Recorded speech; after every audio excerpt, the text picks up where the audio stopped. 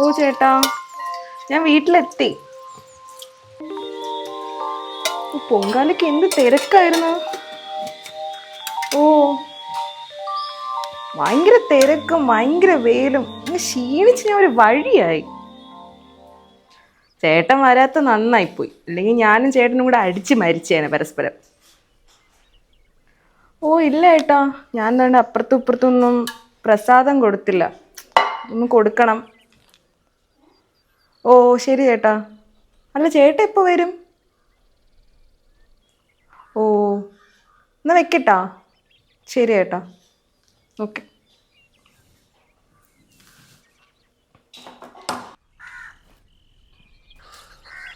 നല്ല പണിയുണ്ട് ഏട്ടാ. ഇപ്പൊ ചെയ്യാൻ പറ്റൂലേ? ഇന്ന് പറ്റൂല. നല്ല പണിയുണ്ട്. ഞാനേ നാളെ മറ്റേ ഒന്ന് ലീവ് എടുത്ത് വരാം.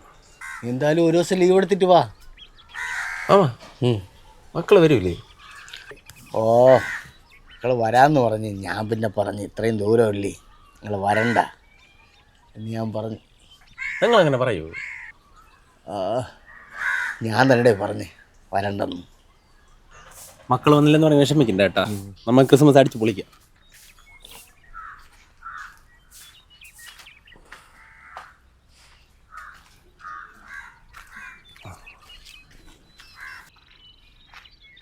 എന്ത് പറ്റി മാമ, കറണ്ട് ഇല്ലേ? ഓ, കറണ്ടിൻ്റെ കാര്യം ഒന്നും പറയണ്ട. എലിയൊക്കെ കറണ്ട് ഉയരൊക്കെ പോയി. പിന്നെ മഴയും പെയ്യുമ്പോൾ എല്ലാം പ്രശ്നമാണ്. അവൻ വന്നിട്ട് എന്ത് പറഞ്ഞു? അവൻ 2 ദിവസം കഴിഞ്ഞിട്ട് ലീവ് എടുത്ത് വരാമെന്ന് പറഞ്ഞു. ഓ, ഓ, എന്തോ വിശേഷം? എന്തോ ഇത് കുറച്ച് പായസം.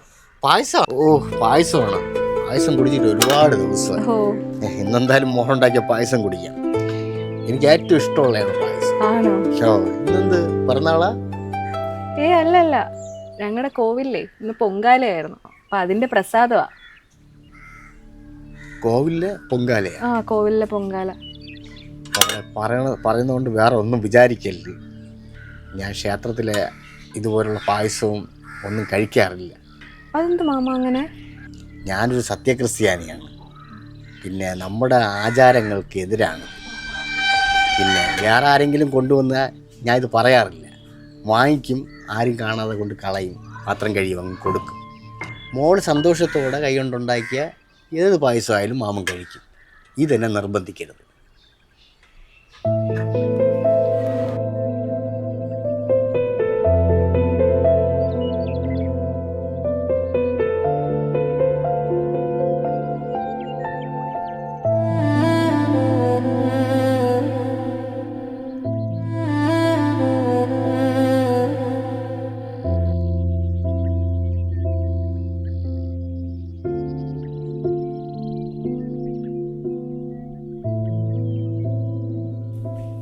ആ, ഈ രാവിലെ ഏതെങ്കിലും പിടിച്ചോണ്ടിരിക്കുകയാണ്. പിന്നെ ഇനി എത്ര ദിവസമുണ്ട് ഇതെല്ലാം അലങ്കരിക്കണം? ക്രിസ്മസ് എത്താറായില്ലേ? ഓ, അത് ശരി തന്നെ. ഇനി 2 ദിവസം ഉള്ളൂല്ലേ? പിന്നെ ആ, അപ്പൊ നീ ഇത് റെഡിയാക്ക്.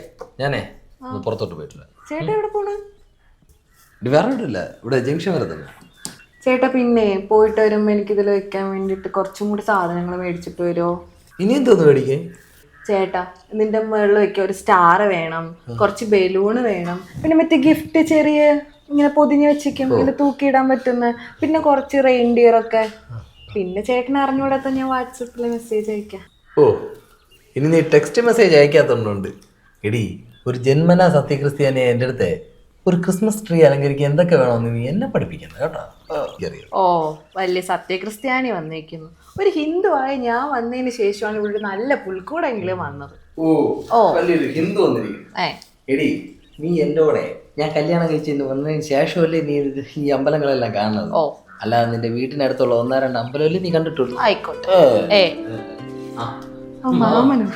എന്താണ് പുൽക്കൂടിന്റെ പേരിലൊരു പ്രശ്നം? ഇല്ല, ക്രിസ്മസ് ആഘോഷിക്കുന്നതിനെ കുറിച്ചുള്ളൊരു നല്ലൊരു ക്രിസ്മസ് ആയിട്ട് പുൽക്കൂടിന്റെ പേരിൽ ഹിന്ദുവും ക്രിസ്ത്യാനിയും തമ്മിൽ അടി കൂടുവോ? മാമ ഇരിക്കും. ക്രിസ്മസ് ആയിട്ട് വിശേഷങ്ങളൊക്കെ ഒന്ന് അറിയാൻ വേണ്ടി വന്നതാണ്. മാമ കുടിക്കാൻ എന്തെങ്കിലും എടുക്കട്ടെ? കുടിക്കാനൊക്കെ എടുക്കാം, നിങ്ങൾ ഇരിക്കാം. അധികം താനും ഇരിക്കണോ? ഇരിക്കും.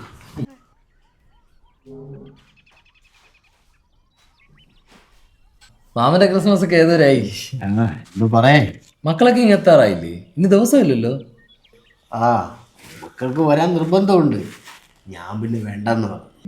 8 പേര് ഉണ്ടല്ലോ, വിമാന ടിക്കറ്റിനൊക്കെ ഇപ്പം എത്രയാ റേറ്റ്. അതുകൊണ്ട് ഞാൻ പറഞ്ഞ് ഇപ്രാവശ്യം വരണ്ട, അടുത്ത പ്രാവശ്യം വന്നാൽ മതി. അല്ല മാമ, കഴിഞ്ഞ തവണയും വന്നില്ലല്ലോ. അതിന് മുമ്പത്തെ വർഷവും ഇങ്ങനെയല്ലേ പറഞ്ഞേ?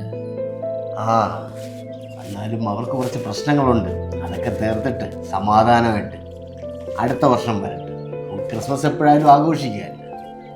അതുകൊണ്ട് ഞാൻ പിന്നെ അവരുടെ അടുത്ത് പറഞ്ഞു, എന്തായാലും ഇപ്രാവശ്യം നിങ്ങളുടെ കൂടെയാണ് ക്രിസ്മസ് ആഘോഷിക്കാനാണ് ഞാൻ തീരുമാനിച്ചിരിക്കുന്നത്. എന്തെങ്കിലും വിരോധമുണ്ടോ?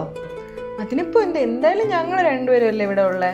മാമനും കൂടെ വന്നാൽ ഞങ്ങൾക്ക് സന്തോഷം. ഈ ക്രിസ്മസ് നമ്മൾ അടിച്ചു പൊളിക്കും. ആ, അതിന് മുന്നോടിയായിട്ട് മോക്ക് വേണ്ടിയിട്ട് ഒരു സമ്മാനം കൊണ്ടുവന്നിട്ടുണ്ട് മാമ. എനിക്കോ? ആ, എന്താ? ഇത് ചെറിയൊരു കേക്കാണ്. തൽക്കാലം ഇപ്പൊ ഇത് വെച്ച് അഡ്ജസ്റ്റ് ചെയ്യുക. അത് കഴിഞ്ഞിട്ട് നമുക്ക് ഒരു വലിയൊരു കേക്ക് വാങ്ങിക്കാം.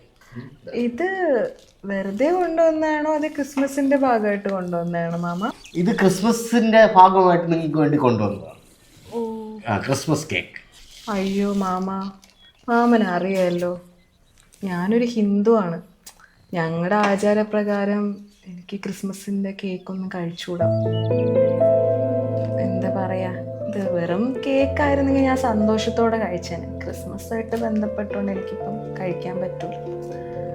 വേറെ ആരെങ്കിലും ആയിരുന്നെങ്കിൽ എനിക്കിപ്പോൾ ഇത് പറയേണ്ട ആവശ്യമില്ലായിരുന്നു. ഞാൻ കേക്ക് മേടിച്ചിട്ട് കൊണ്ടുവന്ന് കളഞ്ഞേനെ. മാമനായോണ്ട് എനിക്ക് പറയാതിരിക്കാൻ പറ്റൂലല്ലോ.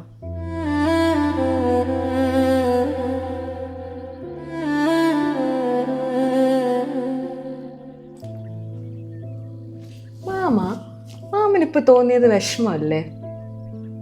ആ, ഇതേ വിഷമം തന്നെയാണ് എനിക്ക് അന്ന് തോന്നിയത്. അന്ന് ഞാൻ പായസം കൊണ്ടുവന്നില്ലേ, അന്ന് മാമൻ എൻ്റെ അടുത്ത് അങ്ങനെയൊക്കെ പറഞ്ഞപ്പോൾ എനിക്ക് എന്ത് വിഷമമായെന്നറിയാമോ മാമ? ഈ പായസത്തിലും കേക്കിലും ഒക്കെ എന്താണ് അടങ്ങിയിട്ടുള്ളത്? മധുരമല്ലേ. മധുരം നമ്മൾ എന്തിനാണ് മറ്റുള്ള ആൾക്കാർക്ക് കൊടുക്കുന്നത്? നമ്മുടെ സ്നേഹം പങ്കുവെക്കാനും നമ്മുടെ സന്തോഷം പങ്കുവെക്കാനും അല്ലേ അത് കൊടുക്കുന്നത്. അതിനെന്തിനാണ് മാമ ഈ മതവും ആചാരവും ഒക്കെ വലിച്ചഴക്കുന്നത്? അല്ലെങ്കിൽ ഞാനിതൊന്നും മാമനോട് പറഞ്ഞു തരേണ്ട ആവശ്യമില്ല. മാമ എന്നെക്കാട്ടിലും എത്രയോ പ്രായത്തിന് മൂത്തതാണ്. അതല്ല, മാമൻ എന്നെക്കാട്ടിലും അറിവില്ലേ? മാമനല്ലേ ഞങ്ങളെപ്പോലുള്ളവരെയൊക്കെ ഇതൊക്കെ പറഞ്ഞ് മനസ്സിലാക്കേണ്ടത്. എന്തായാലും അതൊക്കെ പോട്ടെ. മാമനി ക്രിസ്മസിന് എനിക്ക് വേണ്ടി കൊണ്ടുവന്ന കേക്ക് ഞാൻ സന്തോഷത്തോടെ സ്വീകരിക്കും, സ്നേഹത്തോടെ കഴിക്കും. നമ്മൾ ഈ ക്രിസ്മസ് അടിച്ച് പൊളിക്കും, പോരെ?